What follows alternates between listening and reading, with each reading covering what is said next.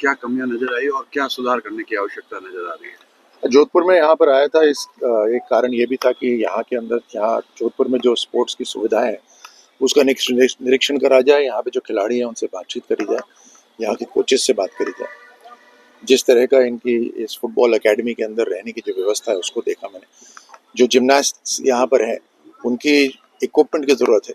अभी जयपुर वापस जाकर मैंने अधिकारियों को बतलाया है कि कौन सा इक्विपमेंट है, उसके अंदर सुधार की ज़रूरत है और जल्द इनके लिए इक्विपमेंट की व्यवस्था करी जाए।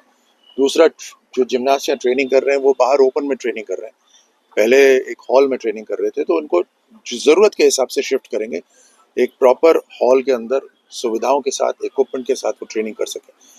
फुटबॉल के अंदर कोचेस को अभी मैं बात करूंगा, किस तरह से, किन जरूर सुविधाओं से यहाँ पर फुटबॉल का स्तर और बेहतर हो सकता है, इसको करवाएंगे। सर, इस स्टेडियम में बहुत सारा गंदा पानी भरा जाता है और अभी भी आप देख सकते हैं कि उस साइड में ऐसी जगह है जहाँ पे भरा रहता है, खिलाड़ी खेल नहीं पाते हैं।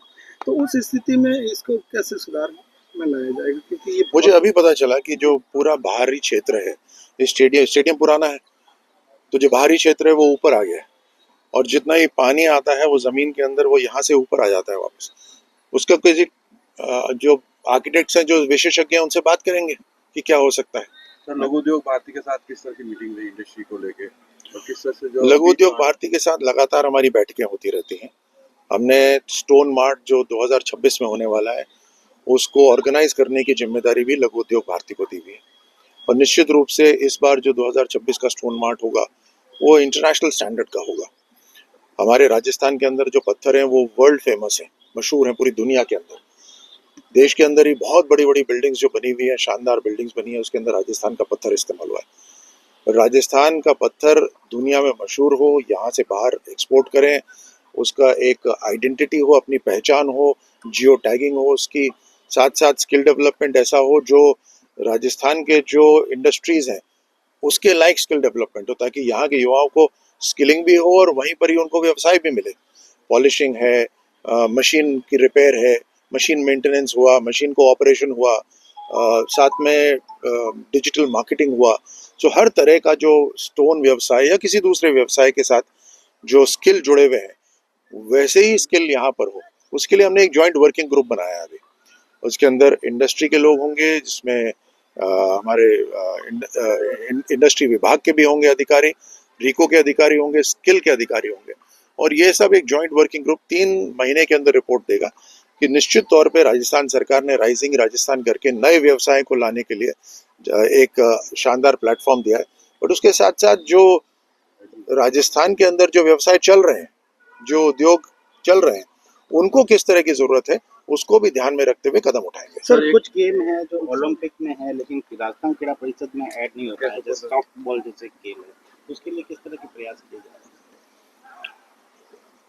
इंटरनेशनल ओलंपिक एसोसिएशन और इंडियन ओलंपिक एसोसिएशन के साथ जो रिकॉग्नाइज्ड खेल हैं जो ओलंपिक्स में हो रहे हैं उनको प्राथमिकता से उनको सपोर्ट दिया जा रहा है। सर, एक मेरा सवाल है, मध्य प्रदेश के मुख्यमंत्री आए थे मोहन यादव जी, उन्होंने कहा कि 9% सागवान की लकड़ी एमपी से मिलती है और हैंडीक्राफ्ट उद्योग को लेकर वो लोग भी चिंता है, राजस्थान के साथ कोलैबोरेट करने का प्रयास करेंगे। उन्होंने भी मीटिंग की। आपको क्या लगता है हैंडीक्राफ्ट का भविष्य किस तरह से उज्जवल है? क्योंकि हैंडीक्राफ्ट का बहुत काम होता है राजस्थान के अंदर और निश्चित रूप से हैंडीक्राफ्ट एक इस तरह का उद्योग है जिसको प्राथमिकता राजस्थान सरकार दे रही है और हमें बढ़ावा देना चाहिए। जैसे मैंने कहा, हमने एक्सपोर्ट पॉलिसी हमारी सरकार ने भी बनाई है। पहले एक्सपोर्ट पॉलिसी नहीं थी राजस्थान के अंदर। उस एक्सपोर्ट पॉलिसी के अंदर अनेकों ऐसी सुविधाएं दी हैं जिससे एक्सपोर्ट को बढ़ावा मिलेगा। जैसे यहाँ से लेकर यहाँ पोर्ट्स नहीं है, पोर्ट्स तक साधन ले जाते हैं, सामान अपना प्रोडक्ट्स ले जाते हैं, उसमें खर्चा आता है, उससे हमारा जो प्रोडक्ट है वो और महंगा हो जाता है। तो वहाँ पर यहाँ से पोर्ट्स तक ले जाने का जितना भी खर्चा होता है उसके ऊपर भी सब्सिडी राजस्थान सरकार दे रही है। ऐसे अनेकों उदाहरण हैं जो हमारी एक्सपोर्ट पॉलिसी के अंदर हमने शामिल करे। सर, अंतिम सवाल।